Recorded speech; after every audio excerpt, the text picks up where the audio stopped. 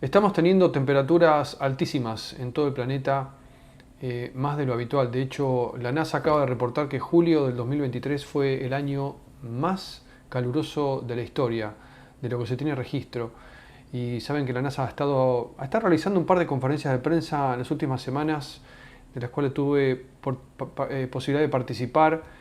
Y en ellas estuvo como parte del panel, no solamente estaba el administrador de la NASA, Bill Nelson, sino que estuvo Carlos del Castillo, un científico que por supuesto habla español y es el jefe del Laboratorio de Investigaciones Oceánicas del NASA, del Goddard Space Flight Center, el Centro de Vuelos Espaciales Goddard de la NASA.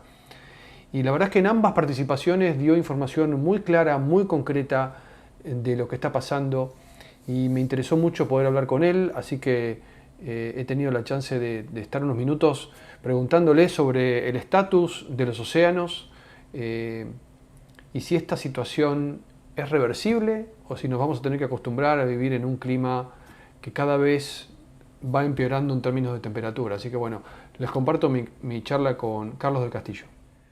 Carlos, muchísimas gracias por tu tiempo, por los minutos que me podés dar en este momento. Sé que estás ocupado.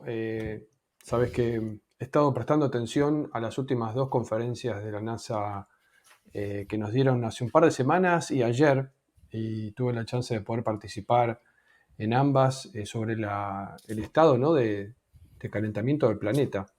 Y la verdad te agradezco muchísimo porque has sido parte del panel de los dos y creo que sos la persona que más claro y más concreto ha brindado información. Y hay una frase que dijiste en la anterior que me llamó la atención y me la anoté. Dijiste, los océanos tienen fiebre o están con fiebre y es una situación preocupante. ¿Podés explicarnos un poquito más de qué se trata?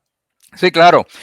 Sí, los océanos tienen fiebre y el asunto es que los océanos están sufriendo como el 90% de este cambio climático.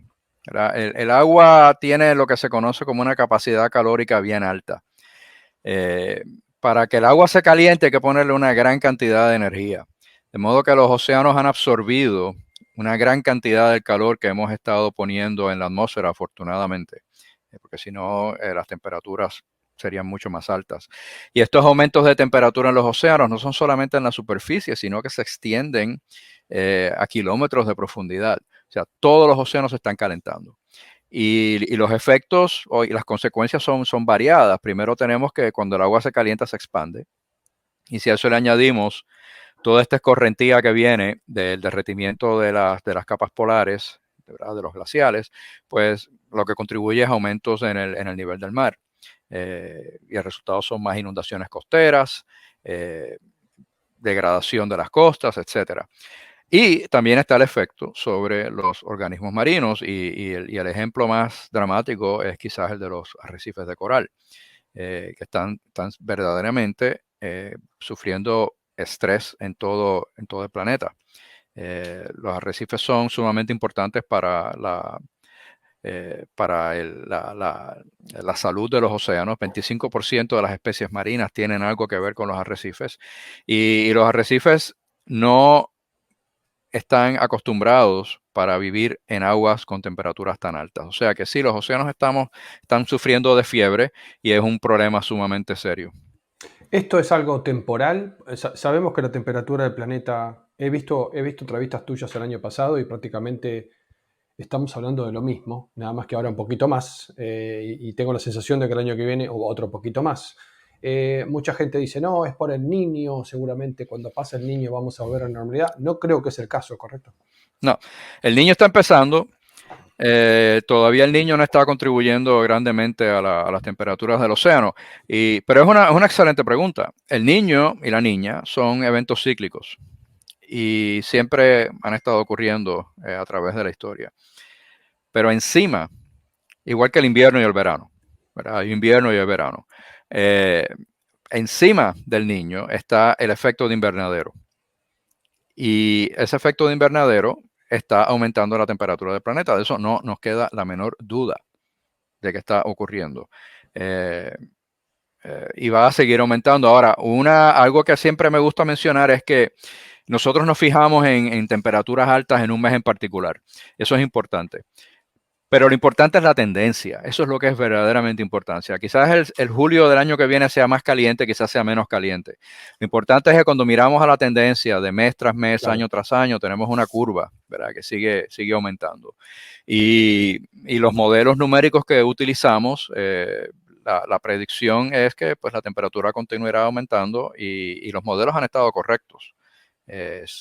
Los estamos mejorando las mediciones que tomamos y lamentablemente esta problemática va a continuar. Carlos, veo esta preocupación por parte de la NASA, del administrador Nelson, en las dos conferencias diciendo que la NASA también es una agencia climática y que se preocupa, que tiene muchísimos recursos, tiene más de 25 satélites en órbita dedicados a esto. El nuevo sitio de la NASA tiene un dashboard, un panel de información. Y me da la sensación, la gente normal que va a trabajar todos los días, que está ocupada, la verdad es que no nos vamos a meter en el dashboard para ver todo este panel de información tipo abrumador. ¿Está la NASA activamente hablando con gobiernos y con empresas para ver, señores, miren lo que está pasando? Sí, estamos haciéndolo. Un, un tema interesante es que nosotros los científicos somos malísimos explicando la ciencia al público en general. Eh, ¿Qué te puedo decir? Eh, pero Pero la estamos NASA, tratando. la verdad es que la NASA hace un muy buen trabajo en ese sentido. Sí, pero da trabajo, da trabajo. Yo tengo que Claro. admitirlo que somos complicados, porque es un tema difícil. El problema es que la ciencia es complicada, la ciencia no es fácil, la ciencia es bien complicada y explicar conceptos complejos al público general es complicado. Es como los abogados hablando con nosotros de leyes, pues no entendemos, o los ingenieros hablándonos de ingeniería, pues quizás no entendemos. Por eso es que debemos tratar de buscar la manera de llevar el mensaje de una forma que el público general lo pueda entender, porque uno, el público general está pagando por esta información, ¿verdad? Con los impuestos. Claro. Segundo, eso es sumamente importante. Y sí, pues este tipo de dashboard que estamos creando nos estamos moviendo en esa dirección, de tratar de hacer que la información sea más fácil de entender para el público general. Y el problema es que el hecho de que yo la entienda no quiere decir que otra persona la entienda. Por eso es la dificultad. Pero nosotros estamos contratando personas que son especialistas en divulgar información al público general y esperamos mejorar como lo estamos haciendo. Pero no es por falta de ganas. No hay duda de eso. El problema es que muchas veces uno se da cuenta, dice, bueno, a ver, uno ve esta tendencia, que evidentemente no va a parar.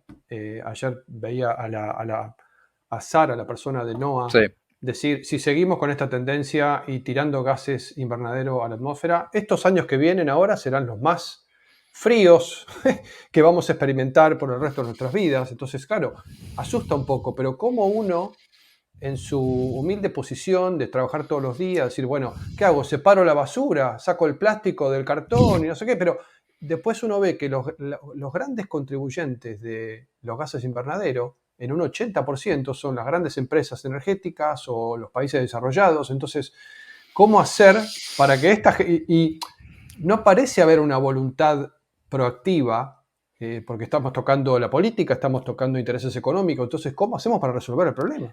estoy de acuerdo. Bueno, como mencionaste, es un problema que existe a varios niveles. Desde el nivel más bajo, obviamente todos debemos hacer lo posible para reducir el impacto que tenemos sobre el ambiente. Eso es responsabilidad ciudadana. Claro. Desde escoger qué vehículo conducimos, cómo Ujú. ponemos el termostato en la casa, qué bombillas instalamos, etcétera, etcétera. Una esperanza que yo tengo es que esta nueva generación, los jóvenes que vienen detrás de nosotros, que estamos ya achacosos, eh, ellos entienden que es una problemática y ellos son los que van a tomar las riendas del gobierno. Así que yo espero que esa es mi esperanza, que las nuevas generaciones creen que esto es un problema y van a estar en el control de la sociedad posiblemente. En cuanto a las grandes empresas y eso, pues una esperanza que yo tengo es que las aseguradoras, las grandes aseguradoras ya entienden que esto es un problema. Por ejemplo, están abandonando la Florida porque el riesgo es muy alto, ¿verdad? les va a empezar a picar económicamente. Recientemente hubo una decisión fascinante de las Cortes en Estados Unidos. Unos jóvenes demandaron al Estado por el problema del el futuro climático que ellos van a tener y ganaron en la Corte. Esto acaba de ocurrir, me parece que fue en Montana. Y esto pues va a seguir. O sea, hay una ola de preocupación en la nueva generación que eventualmente va a influir a las grandes corporaciones. Y la realidad es que un buen ejemplo es el caso del ozono, ¿verdad? Descubrimos que hay un hueco en la capa de ozono. Es verdad. Y las empresas, oh Dios mío, si hacemos algo para atajar este problema, todos vamos a ir a la quiebra. ¿Qué pasó? Bueno, atajaron el problema y nadie se fue a la quiebra. Al contrario, hicieron posiblemente más dinero. Sí, sí, sí. O sea, siempre es así. Los convertidores catalíticos en los carros, lo mismo. Oh, eso nos va a arruinar. No pasa. O sea que la historia, hay mucha evidencia de que sí se puede solucionar el problema sin grandes efectos económicos. O sea que básicamente es casi esperar a último minuto y cuando las grandes empresas vean que hay un problema económico, ahí es como que Sí. empiezan a reaccionar. Sí, que esto obviamente no es mi tema, ¿verdad? Yo no soy economista, Sí. pero las grandes empresas, lo que todos vemos es que ellos se fijan en las ganancias de cada 3 o 4 meses, ¿verdad? Deben tratar de pensar más a largo plazo. Carlos, lo que mencionaste de los océanos y el daño que están sufriendo las barreras de coral en la Florida, que entiendo que tienen temperatura récord, ¿eso es reversible o ya es un daño que no podemos recuperar? Bueno, cuando los corales se blanquean, los corales tienen un simbionte, una alga, se llama zooxantel, que les provee a los corales energía, les provee comida, los corales le proveen a la plantita donde vivir y la plantita le provee a los corales oxígeno y alimentación. Cuando hay un estrés muy grande, los corales expulsan este simbionte, pero pueden sobrevivir sin él por un tiempo y eventualmente se pueden recuperar. El problema es que llega un punto en el que si la temperatura es muy alta, el coral se muere. Y esos ya no se recuperan, los corales crecen sumamente lentos. Entonces otras especies, por ejemplo langostas, ellas pueden caminar y se pueden mudar a un lugar un poco más frío, se mantienen en aguas más profundas y pueden sobrevivir, pero los corales no caminan. No pueden hacer eso. Y hay otras fuentes de estrés para los corales. El mismo dióxido de carbono que ponemos en la atmósfera y que está calentando el planeta también se disuelve en el agua del océano, forma ácido carbónico y eso pues aumenta la acidez. El océano es 25% más acídico ahora mismo que lo que era en la época preindustrial. Y los corales están hechos de carbonato de calcio y el carbonato de calcio se disuelve en ácido. O sea que los corales tienen que poner más energía en crear su esqueleto. Y hay un montón de microorganismos marinos que también tienen esqueletos de carbonato de calcio y que son sumamente importantes en la cadena alimenticia. O sea que estamos añadiendo no solamente la temperatura alta, sino que estamos acidificando el agua. O sea, ácido caliente. Carlos, como científico trabajando en el tema hace tantos años, ¿esperabas un 2023 así? ¿O se está acelerando o tu preocupación es mayor? Cuando yo empecé en este negocio, mi preocupación era el mundo que le íbamos a dejar a mis nietos y bisnietos. Ahora mismo mi preocupación es el mundo en el que estoy viviendo. O sea que se está acelerando. Y algo que yo le digo mi mensaje a los políticos es que la historia no nos va a juzgar bien. Las próximas generaciones no van a juzgar a mi generación bien y van a tener toda la razón porque esta información ha estado disponible desde hace décadas, sí, desde hace mucho tiempo. Hemos estado sonando la alarma y no hemos hecho lo correcto. O sea que el juicio va a ser muy negativo y va a ser altamente merecido. Carlos, ¿cómo se habla con un negacionista? Bueno, ya yo perdí la paciencia. En mi opinión, eso no es una conversación interesante para mí. Eso es como hablar con la gente que creen que la Tierra es plana o que la NASA nunca fue a la Luna. Exactamente. Si hay personas que simplemente no se van a convencer y eso no es un buen uso de mi tiempo. La conversación que es interesante y que yo estoy dispuesto a tener es qué podemos hacer al respecto, ¿verdad?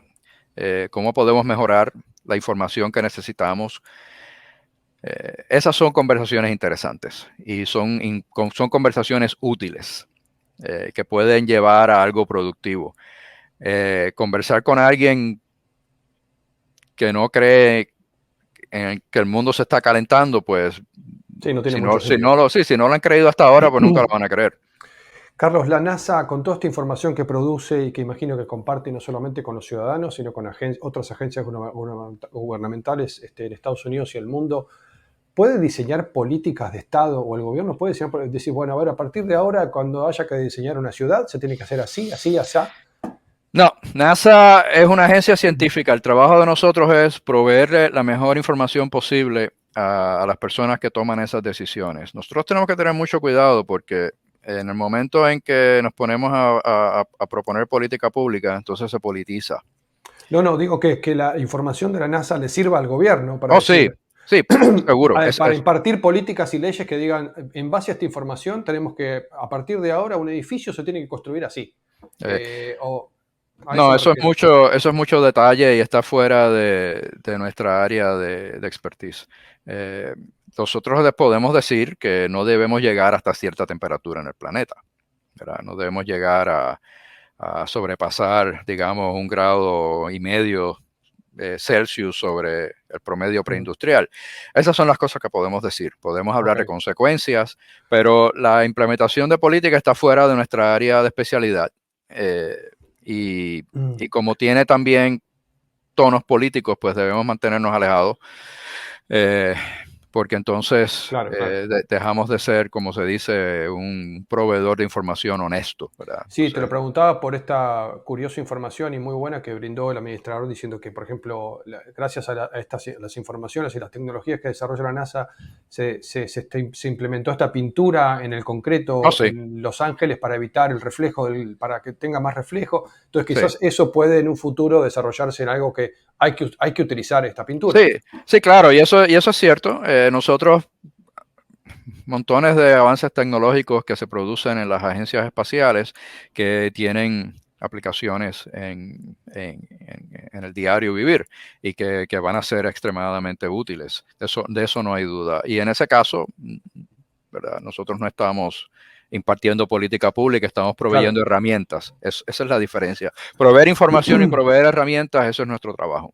Carlos, te agradezco muchísimo tu tiempo, sé que estás ocupado, un placer haberte escuchado y sobre todo en estas dos conferencias brindando claridad y ojalá estemos a tiempo para poder revertir la situación, ¿no? Sí. Y aquí siempre estamos a la orden. Yo soy un servidor público y este es mi trabajo. No tienen que esperar a que haya una conferencia de prensa ahí con la corbatita y eso. Pueden Bueno saberlo, comunicarse en Carlos, cualquier momento. te lo agradezco y cualquier otra duda que tenga nos ponemos en contacto, así que Claramente. te agradezco muchísimo. Bien, hablamos entonces. Gracias, chao. Bien, bye.